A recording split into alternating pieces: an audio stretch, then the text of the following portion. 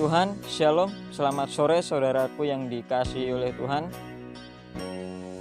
Kemarin kita sudah berbicara ya, di live streaming mengenai Yohanes pasal yang ke-15. Bagaimana kita bisa memaknai arti salib itu sesungguhnya.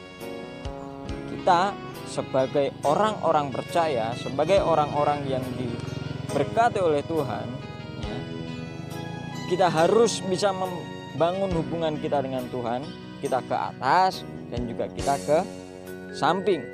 Karena itulah fungsi kekristenan sesungguhnya. Karena kekristenan bukan hanya agama, tapi kekristenan itu berbicara tentang iman, percaya kita kepada Tuhan. Ya. Nah, sore hari ini kita akan kembali merenungkan firman Tuhan yang akan saya ambil dari kisah perumpamaan. Ketika kita ingat tentang perumpamaan, ya, orang yang sedang berpergian dari Yerusalem ke Yeriko. Itu jaraknya nggak jauh, saudara. Tapi saya yakin itu nggak jauh. Tapi di tengah-tengah perjalanan dia dirampok, dia dihabiskan, bahkan ditinggal dengan setengah mati.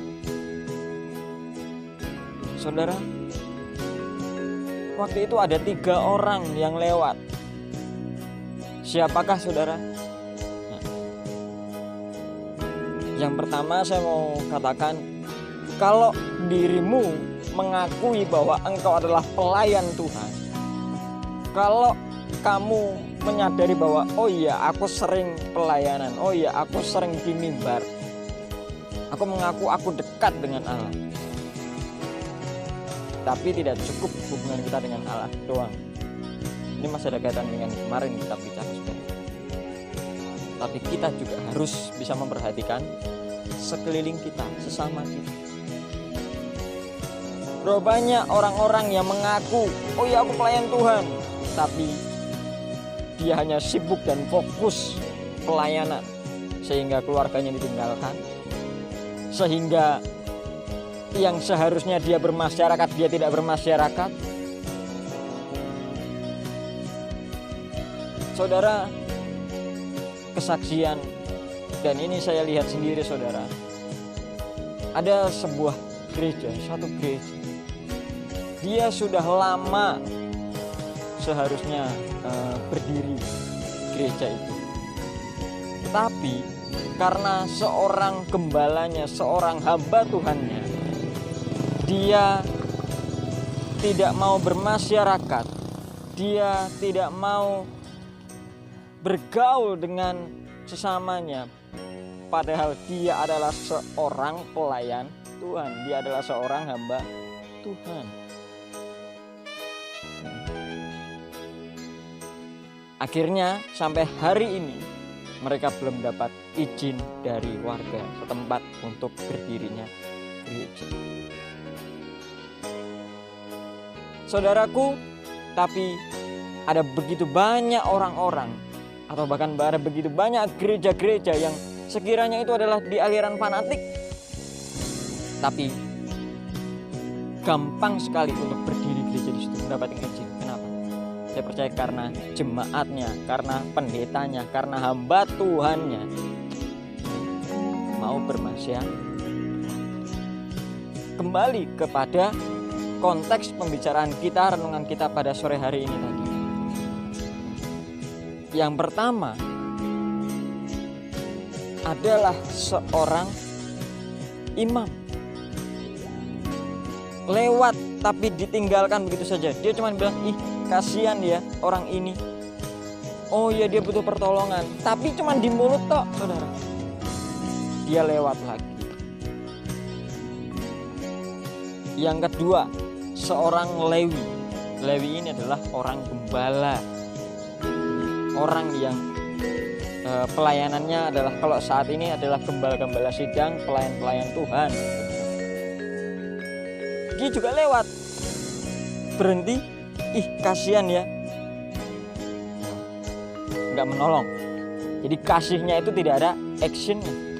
Padahal kasih itu bukan hanya sekedar dibicarakan, tidak hanya sekedar di mulut, tapi actionnya yang butuh.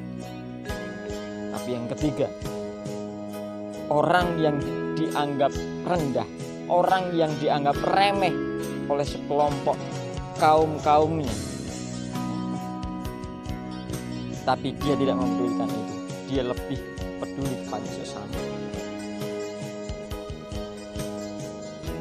Dia tolong, bahkan dia rela berkorban.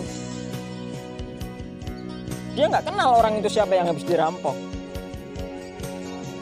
tapi dia mengasihi sesamanya. Kalau dibilang hitung-hitungan, iya dong, orang ini nggak kenal, ya kan, sama orang yang dirampok. Kenapa sih aku harus mengeluarkan uangku? Aku harus menolong dia, sedangkan aku saja butuh, masih butuh. Kalau kita pikir seperti itu sih, ya. Tapi seorang Samaria tidak mempedulikan mau orang berbicara apa tentang dia, mau dia diremehkan, direndahkan, tapi dia punya sikap yang menurut saya itu diacungkan jempol.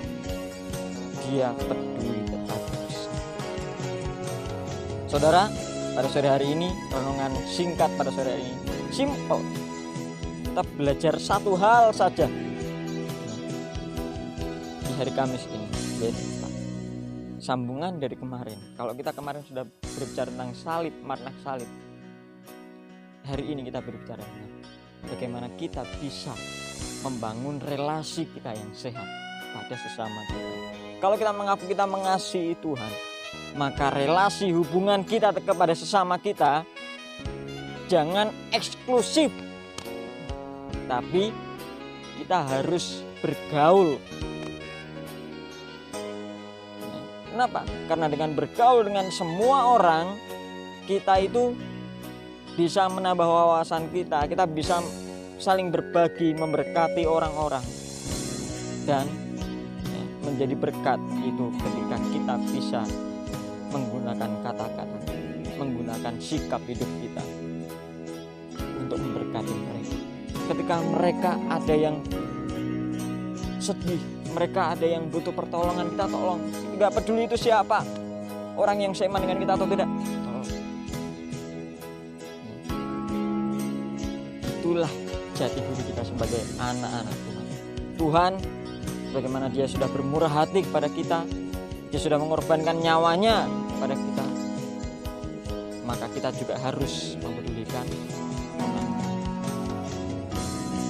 Puji Tuhan, kiranya kita tetap diberi kesehatan, kita tetap sehat, ya, kita tetap kuat apapun kondisi situasi saat ini. Berita dunia mungkin boleh menggoncangkan,